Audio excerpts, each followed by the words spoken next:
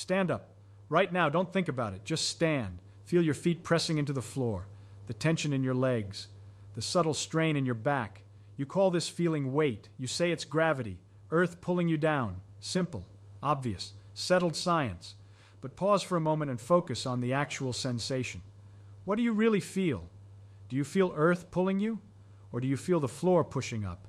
Because that's the truth hiding in plain sight. You never feel a pull. Not once in your entire life.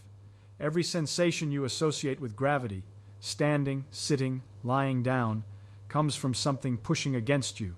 The chair pushes, the bed pushes, the ground pushes.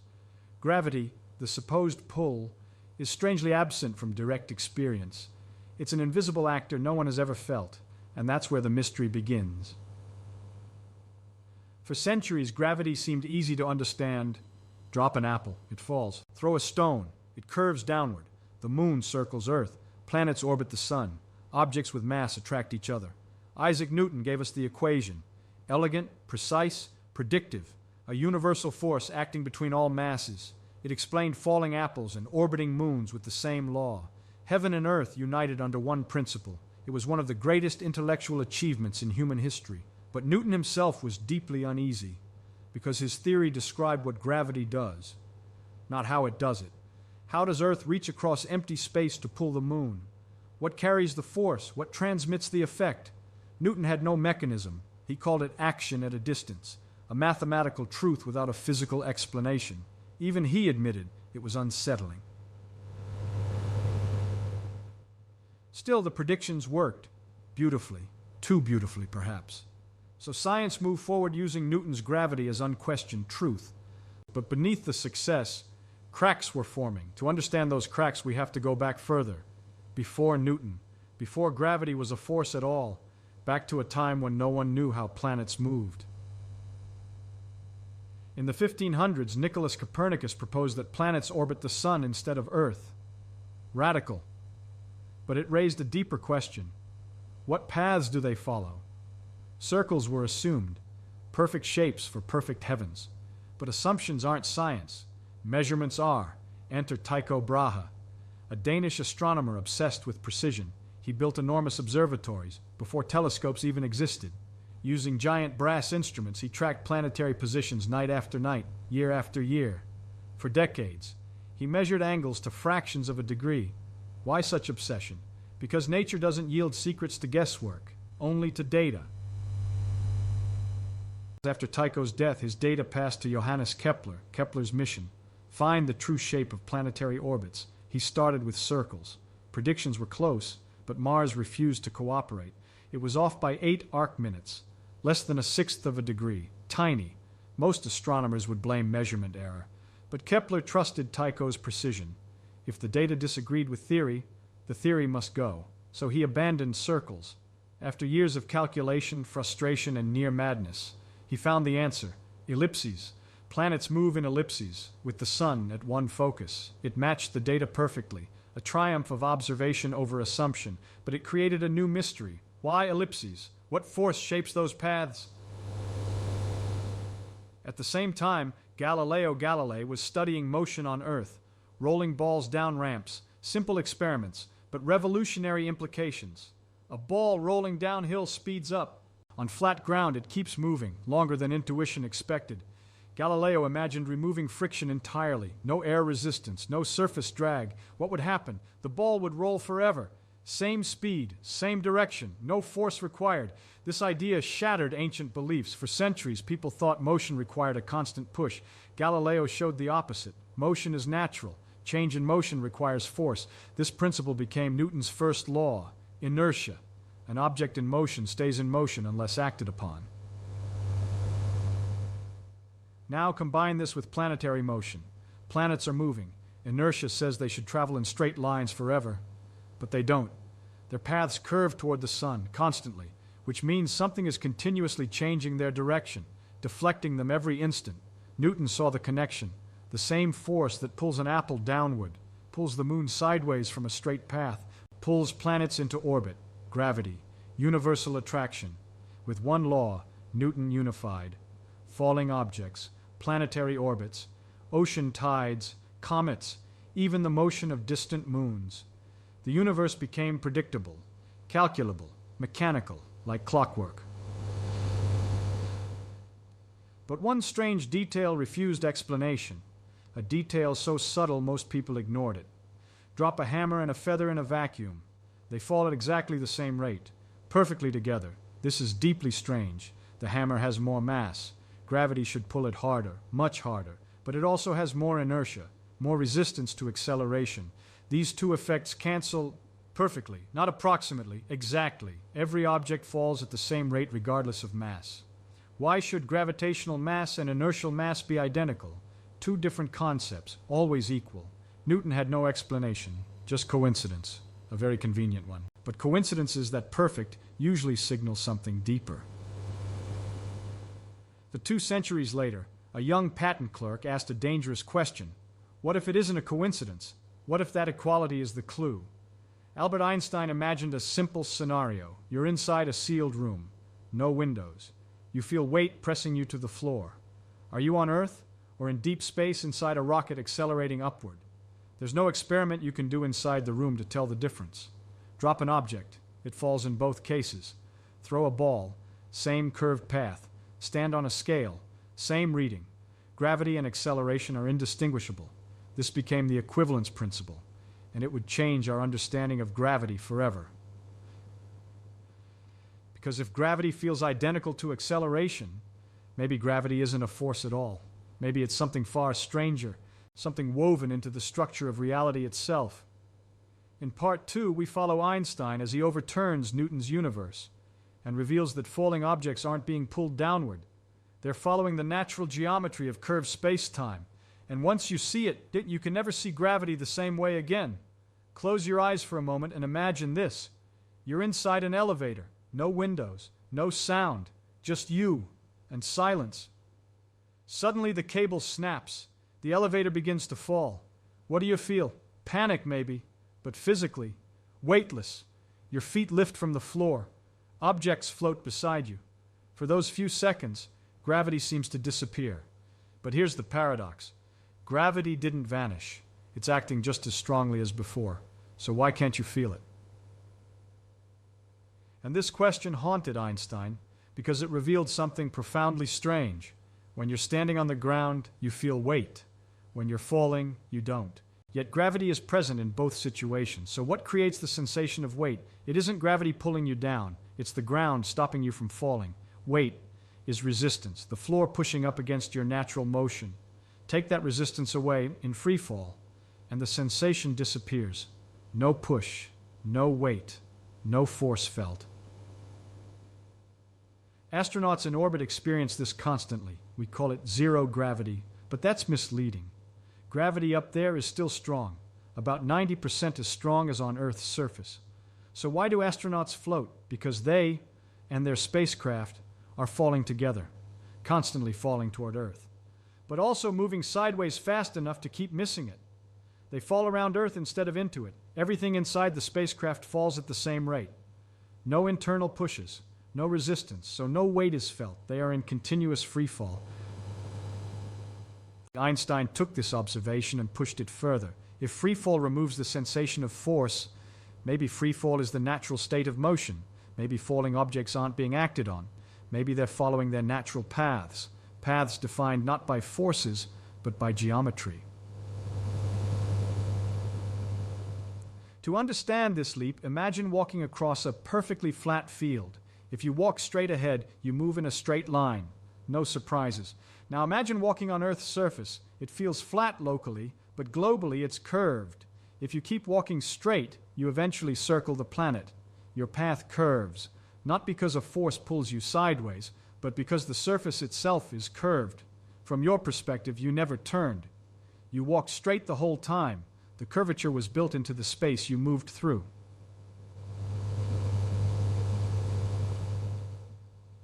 Einstein proposed something astonishing. What if gravity works the same way, but in 4 dimensions, not just space, but space-time? Space and time aren't separate stages where physics happens. They form a unified fabric, space-time. Every object moves through it continuously. Even when standing still, you're moving through time. Now imagine space-time isn't flat. Imagine it can bend, stretch, warp. Massive objects distort this fabric. Not metaphorically, physically. They change the geometry itself. In Newton's universe, Earth pulls the apple. In Einstein's universe, Earth reshapes space-time around it. The apple simply follows the straightest possible path through that curved geometry. But in curved space-time, straight paths look curved, so the apple falls, not because it's pulled, because it's moving naturally through distorted space-time. This idea sounds abstract, so physicists use an analogy. Picture a stretched rubber sheet. Place a heavy ball in the center. The sheet dips. Now roll a smaller ball nearby. It spirals inward, not because the big ball pulls it, but because the surface it travels on is curved. Its straight path leads inward. This isn't gravity itself. Space-time has 4 dimensions, not 2, but it captures the principle. Mass tells space-time how to curve. Curved space-time tells objects how to move. This reframes everything. The moon orbits Earth not because Earth pulls it, but because space-time around Earth is curved. The moon follows the straightest path available in that geometry. That path happens to be an orbit. Planets orbit the sun for the same reason. They're not being yanked by invisible forces. They're tracing natural routes through warped space-time. Cosmic geodesics, the straight lines of curved reality. And suddenly the equivalence principle makes sense. Why do all objects fall at the same rate? Because they're not responding to forces differently. They're following the same geometry. Mass doesn't matter, shape doesn't matter, composition doesn't matter. Space-time curves the same way for everything, so everything moves the same way through it. The hammer and feather fall together because they're tracing identical paths in curved space-time. This also explains something deeply counterintuitive. When you're falling, you're not accelerating. You're moving naturally. No force acts on you. You feel weightless because nothing resists your motion. But when you're standing still on Earth, you are accelerating, upward, constantly. The ground prevents you from following your natural freefall path. It pushes you away from it. That push creates weight. Now think of it like this. Your natural trajectory through space-time points toward Earth's center. Standing on the surface blocks that trajectory. The ground forces you off your natural path. That deviation is acceleration. That acceleration is what you feel as weight. So paradoxically, falling is motion without force. Standing still requires force. Einstein had overturned centuries of intuition. Gravity wasn't pulling objects together. Mass was reshaping reality itself. But a revolutionary theory demands evidence, predictions, testable consequences. So Einstein asked, if space-time curves near massive objects, what happens to light? Light has no mass. Newton's gravity shouldn't affect it. But if gravity is geometry, light should follow curved paths too. Not because it's pulled, but because space-time itself is bent. Einstein calculated how much starlight should bend when passing near the sun. The effect was tiny, almost impossible to measure, but not impossible.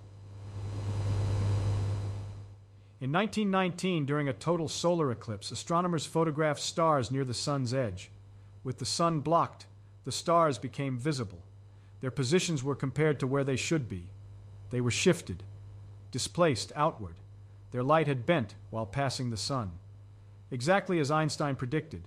The universe had confirmed it. Space-time curves. Light follows the curves. Gravity is geometry. And this phenomenon is now called gravitational lensing. Massive objects act like cosmic lenses. They bend and magnify light from objects behind them. We observe it across the universe. Galaxies distorted into arcs, multiple images of the same quasar. Light magnified from the early cosmos. Direct visual proof that space-time isn't flat, it's sculpted by mass. And if mass can curve space-time, how extreme can that curvature become?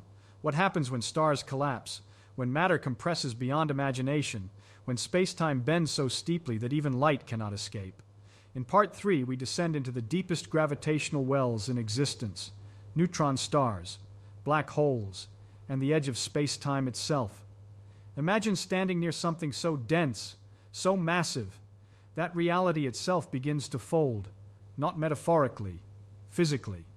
Space bends, time slows, light curves, and the rules you've trusted your entire life begin to fail. To understand how we get there, we start with a star. A star looks calm from a distance, a steady point of light in the night sky, but inside it's a violent battleground. Gravity, space-time curvature, is trying to collapse the star inward. Every atom follows natural paths pointing toward the center, but something pushes back: nuclear fusion. Hydrogen nuclei slam together to form helium. This releases enormous energy, outward pressure. A balance forms, inward curvature versus outward pressure. As long as fusion continues, the star survives. A cosmic tug-of-war held in equilibrium. But fusion has limits. Stars burn fuel, and eventually they run out. When the nuclear furnace dies, the outward push weakens. Gravity, curvature, takes over. The star begins to collapse. Matter falls inward, following space-time's steepening geometry. But what stops the collapse? That depends on the star's mass. For stars like our Sun, collapse halts at the white dwarf stage. Matter compresses until electrons resist further squeezing. Quantum mechanics steps in. Electron degeneracy pressure stabilizes the star. A dense ember remains, but for more massive stars, collapse continues. Electrons and protons are crushed together. They merge into neutrons. The entire star becomes a single giant atomic nucleus. This is a neutron star. Neutron stars are among the strangest objects in existence. Imagine compressing the mass of our Sun into a sphere the size of a city, roughly 20 kilometers across. A teaspoon of neutron star matter would weigh billions of tons. Space-time around it is severely curved. Stand near one, if you could, and the difference in gravity between your head and feet would tear you apart. Tidal force is extreme enough to stretch atoms. Yet even neutron stars have limits. If the collapsing star is massive enough, not even neutron pressure can stop the fall. Collapse continues, relentless, irreversible. Space-time curvature deepens without bound until something extraordinary forms, a black hole. The black hole isn't an object in the normal sense. It's a region where space-time curvature becomes so extreme that all possible paths lead inward, not just for matter, for light, even photons, massless, following straight paths through space-time. Find those paths bending inward, cross a certain boundary, the event horizon, and escape becomes impossible. Not because something pulls you back, but because outward no longer exists as a direction you can travel. All roads lead deeper in. This is the ultimate expression of Einstein's insight. Gravity is geometry. A black hole is geometry pushed to its limit. A place where space-time curves into a well with no exit slope. We cannot see black holes directly, no light escapes them, but we see their fingerprints everywhere. When matter falls toward a black hole, it doesn't drop quietly. It spirals inward, accelerating, heating, colliding with other infalling material. Temperatures rise to millions of degrees. X-rays blast into space. Before crossing the horizon, matter radiates enormous energy, sometimes outshining entire galaxies. We've watched stars orbit invisible companions at incredible speeds. Only a black hole's mass could explain such motion. We've imaged glowing accretion disks swirling around darkness. And in 2019, humanity saw the first direct image of a black hole's shadow, a ring of light surrounding a void, proof that space-time can curve so steeply it traps light itself. But black holes do more than trap light. They warp time. Near a black hole, time slows dramatically. To a distant observer, clocks near the horizon tick slower and slower, approach the edge, and time appears to freeze. An astronaut falling in wouldn't notice anything special at the horizon, but to us watching from afar, they would seem suspended forever, a ghost at the edge of time.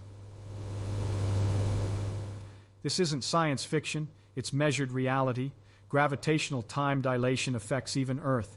Clocks at higher altitudes tick slightly faster than those at sea level. GPS satellites must correct for this difference. If they didn't, navigation errors would accumulate by kilometers each day. Einstein's curved spacetime isn't abstract theory, it's operational technology. Black holes also reveal another astonishing prediction. When massive objects accelerate, especially when they collide, they create ripples in space-time itself, not light waves, not sound waves, gravitational waves. Distortions in the fabric of reality, spreading outward at light speed. For a century, they were theoretical. Then in 2015, detectors on Earth measured them directly. Two black holes had merged over 1 billion light-years away. The collision released more energy in a fraction of a second than all the stars in the observable universe combined. Yet by the time the waves reached Earth, they stretched space-time by less than the width of a proton. Still, we measured them. We heard space-time ring. This discovery opened a new way of observing the universe, not by light, but by geometry itself vibrating. We can now detect black hole mergers, neutron-star collisions, cosmic cataclysms invisible to telescopes. Gravity isn't just curvature, it's dynamic, it moves, it ripples, it sings.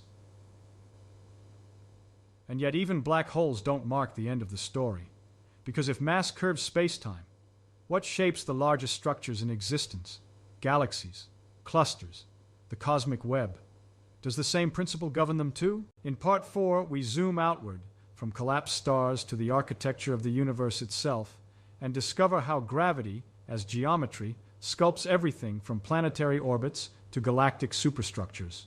The same curvature guiding a falling apple also shapes the fate of the cosmos. For all its elegance, all its predictive power, all its confirmed experiments, Einstein's theory of gravity is incomplete, not wrong, but unfinished, because it describes gravity at the largest scales with astonishing precision, yet breaks down at the smallest, and the conflict emerges where the universe becomes most extreme. There are two great pillars of modern physics: general relativity, Einstein's theory of gravity as curved spacetime, and quantum mechanics, the physics of the microscopic world. Individually, both are spectacularly successful. Relativity explains planetary orbits, black holes, gravitational waves, cosmic expansion. Quantum mechanics explains atoms, chemistry, radiation, particle interactions, but combine them, and the mathematics collapses. Inside black holes, at the Big Bang, where mass compresses into infinitesimal scales, space-time curvature becomes infinite, a singularity. Physics loses predictive power. Equations produce infinities, signals of breakdown. It's not that reality becomes infinite. It's that our theories stop working. We're missing deeper laws. The quantum mechanics tells us something radical. Nothing is truly smooth. Energy comes in discrete packets. Particles behave like waves. Uncertainty governs position and momentum. At tiny scales, reality is grainy, foamy, fluctuating. If space-time is part of reality, shouldn't it also be quantized? This leads to one of the greatest open questions in science. What is the quantum nature of gravity? If mass curves space-time, what happens when mass itself is quantum? Does space-time ripple with probabilistic fluctuations? Does geometry become discrete, pixelated? The one idea is that space-time has a smallest unit, the Planck length, about 10 to 35 meters, far smaller than anything we can currently measure. At this scale, space-time may resemble a turbulent foam, constantly fluctuating, geometry no longer smooth. Gravity, then, wouldn't be continuous curvature, but an emergent large-scale effect, like waves emerging from molecular motion in water. Several theories attempt to unify gravity with quantum physics. One of the most famous, string theory. It proposes that fundamental particles aren't points, but tiny vibrating strings. Different vibrations create different particles. Gravity emerges naturally through one vibration mode, the graviton, a hypothetical quantum particle of gravity. In this view, space-time itself may have extra dimensions, curled up beyond perception. Gravity leaks through them, explaining why it appears weaker than other forces. Another approach, loop quantum gravity. Instead of strings, it quantizes space-time directly. Space becomes a network of discrete loops, a woven structure, almost like fabric at the smallest scale. Area and volume come in minimum units. Geometry itself is quantized. no smooth continuum. Could these theories remain unproven, mathematically rich, experimentally elusive? Because probing Planck-scale physics requires energies far beyond current technology, yet indirect clues may exist. Black hole evaporation, Hawking radiation, early universe imprints in cosmic background radiation, quantum gravitational effects in extreme astrophysics. We search patiently. Stephen Hawking made a profound contribution here. He showed that black holes aren't completely black. Quantum effects near the event horizon allow radiation to escape. Over immense timescales, black holes evaporate. This links thermodynamics, quantum theory, and gravity, suggesting space-time geometry has temperature, entropy, information content. Gravity may be tied to information itself. Some physicists propose an even deeper idea. Gravity may not be fundamental at all. It could be emergent, a macroscopic effect arising from microscopic degrees of freedom, like temperature emerging from molecular motion, or pressure from particle collisions. In this view, space-time curvature is a large-scale statistical phenomenon, not the base layer of reality. If true, then the geometry Einstein described, as profound as it is, would be like fluid dynamics, accurate, predictive, but not fundamental. Beneath it lies a deeper substrate, unknown. And this brings us back to you, standing on the ground, feeling your weight. What are you really experiencing? Not a pull, but resistance to motion through curved space-time, a push from the Earth preventing you from following your natural path, a path defined by the geometry of the universe, geometry shaped by mass, mass emerging from quantum fields, fields perhaps emerging from deeper informational structures still unknown. From that simple sensation, weight on your feet, we traced a chain of understanding, from Newton's force, to Einstein's curvature, to black holes, to cosmic structure, to quantum gravity's unresolved frontier. Where the scale is staggering, yet the principle is unified. Mass tells space-time how to curve. Curved space-time tells objects how to move. A sentence that explains falling apples, orbiting moons, colliding galaxies, and the birth of gravitational waves. But the story isn't finished. We still don't know what dark matter truly is, why dark energy accelerates expansion, how gravity unifies with quantum mechanics, what lies inside singularities. Whether space-time is fundamental or emergent, gravity began as the most familiar force, the one that keeps our feet on the ground. Yet it has become the gateway to the deepest mysteries in physics. So the next time you step on a scale, watch the number appear. Feel the pressure under your feet. Remember what you're measuring. Not Earth pulling you down, but how hard the ground must push to keep you from falling freely through curved space-time. And realize you are standing on geometry, held in place by the shape of the universe itself.